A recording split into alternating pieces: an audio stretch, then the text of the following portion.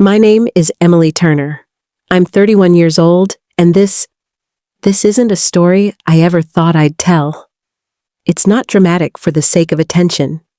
It's a confession. The kind that changes how you see yourself, how you look in the mirror, how you sleep at night. For most of my 20s, I thought I had life figured out. Happiness had a checklist, and I followed it. Love, stability, marriage. Jason, my college sweetheart, fit perfectly into that design. He was kind, reliable, steady, a man who made the world feel safe. Our home reflected that same order. Everything in its place.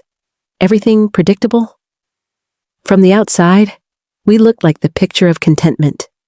But sometimes, the neatest lives hide the deepest cracks. It started small. A flicker of restlessness I tried to ignore.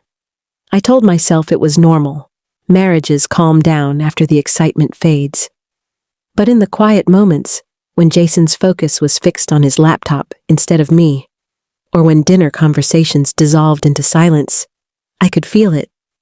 That ache, that hollow echo inside me asking if this careful, quiet life, was all there was. And then, there was Noah.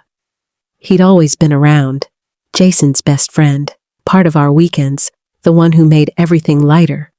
But one day, without warning, I started to see him differently. Where Jason was cautious, Noah was bold. Where Jason planned, Noah lived. His laughter carried warmth. His hands bore the marks of real work, and when he looked at me, it was as if he saw something I'd forgotten existed. It began harmlessly, as dangerous things usually do. A visit to fix a broken cabinet, a glass of wine to say thank you, then conversations that stretched longer than they should have. He asked questions Jason hadn't in years, about my dreams, my regrets, the pieces of me that had gone silent. And with every word, I felt something inside me stir awake. Then came the night that changed everything. I handed him a glass of water. Our fingers brushed, barely a touch, but the world seemed to pause. That small moment carried a spark that felt both impossible and inevitable. I pulled away, pretending it meant nothing. But deep down, I knew something had shifted, and there was no going back. After that, the air changed whenever he was near. Every glance lingered too long. Every laugh carried something unspoken. I told myself to stop, to remember the vows I made, but desire doesn't listen to reason. It grows quietly, feeding on what you deny yourself. When Jason left town for a work trip, temptation stopped knocking and simply walked in. Noah came over to fix a leaky faucet. The air was light, full of laughter, until it wasn't. The silence that followed was thick, electric. His eyes met mine, and suddenly, all the rules I'd lived by blurred. When he pulled me close, it wasn't just physical.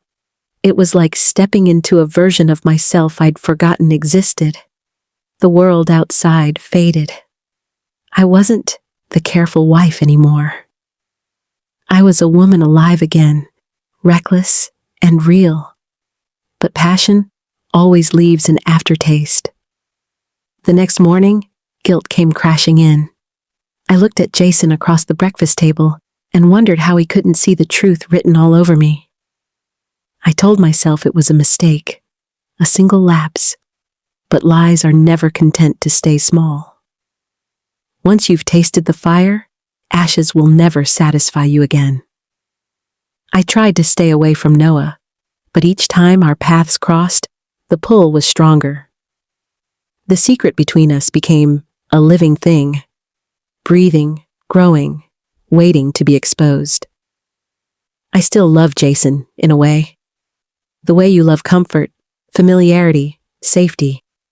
But what I felt with Noah was something different, something wild and consuming, the kind of feeling that burns too bright to last. Maybe one day, the truth will surface. Maybe everything I've built will crumble. Or maybe I'll carry this secret quietly for the rest of my life, torn between loyalty and longing, between who I was and who I became. All I know is this: what I found with Noah was real, raw, unforgiving. Sometimes the most dangerous truths aren't the ones that destroy you. They're the ones that finally make you feel alive.